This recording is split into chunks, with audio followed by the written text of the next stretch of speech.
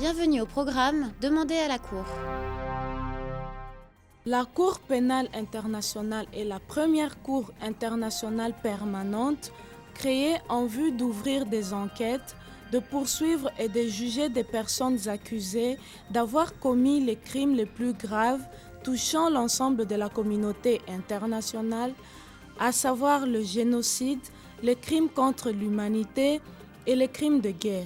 Elle a son siège en Europe, aux Pays-Bas, dans la ville appelée La Haye. La Cour mène actuellement des enquêtes en République démocratique du Congo, mais également en Ouganda, en République centrafricaine et au Darfour. Dans ce programme, nous donnerons à la population de la République démocratique du Congo la parole pour demander à la Cour. J'aimerais savoir qu'est-ce qui garantit l'indépendance de la CPI vis-à-vis de la communauté internationale et pourquoi s'acharne-t-elle principalement sur les pays africains? La Cour est indépendante parce que c'est ce que les États qui l'ont créée voulaient. Les États voulaient une Cour qui ne soit pas imposée par un organe, par exemple le Conseil de sécurité, mais une Cour qui soit créée par traité, c'est-à-dire qui émane de la volonté des États et qui ne soit pas imposée aux États. Pour la même raison, les États, la conférence de Rome qui a créé la Cour, a décidé que la Cour serait indépendante du système onusien. La Cour a des relations avec l'ONU, mais elle ne fait pas partie du système. Donc c'est vraiment une Cour qui est tout à fait indépendante dans sa formule même. Maintenant, en ce qui concerne les pays d'Afrique, je rappellerai d'abord que les trois pays qui font l'objet de situation de la part de la Cour ont renvoyé leur propre situation à la Cour. Il s'agit évidemment de la République démocratique du Congo, de l'Ouganda et de la République centrafricaine. Par ailleurs, la quatrième situation qui est devant la Cour lui a été référée par le Conseil de sécurité. Donc nous sommes maintenant dans une situation où la Cour n'a jamais pris d'initiative de s'adresser à l'Afrique. Ce sont les pays africains et le Conseil de sécurité qui ont amené les situations africaines à la Cour. J'ajoute à cela que le procureur est en train d'examiner de son propre chef une série de situations dont plusieurs sont ailleurs en Afrique. Donc il n'y a vraiment pas d'intention de la Cour de s'en prendre à l'Afrique. C'est la façon dont les situations jusqu'à présent ont été renvoyées à la Cour, mais évidemment ce n'est pas une situation qui va durer indéfiniment.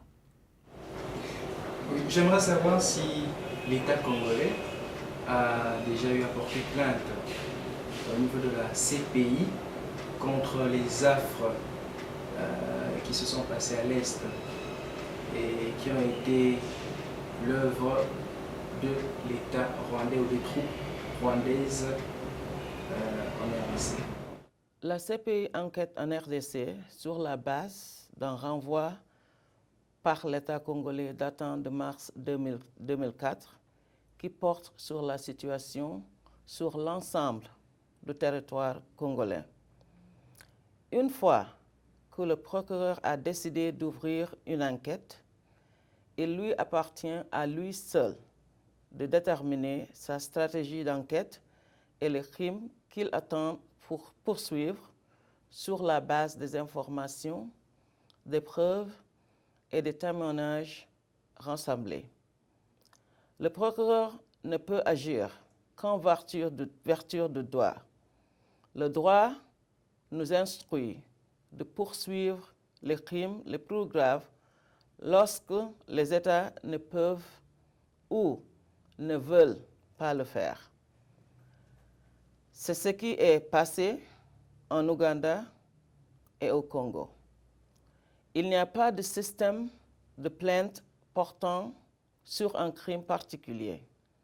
Une personne particulière, un fait particulier, qui lierait le procureur dans ses enquêtes. En RDC, tous les crimes qui auraient été commis sur le territoire congolais et qui seraient de la compétence de la Cour, quel que soit leur auteur, peuvent potentiellement faire l'objet d'une enquête du bureau du procureur s'ils remplissent les conditions de recevabilité, de compétence et de la gravité nécessaires. est-ce que l'arrestation des personnes accusées par la Cour pénale internationale dépend-elle des pays membres de la CPI?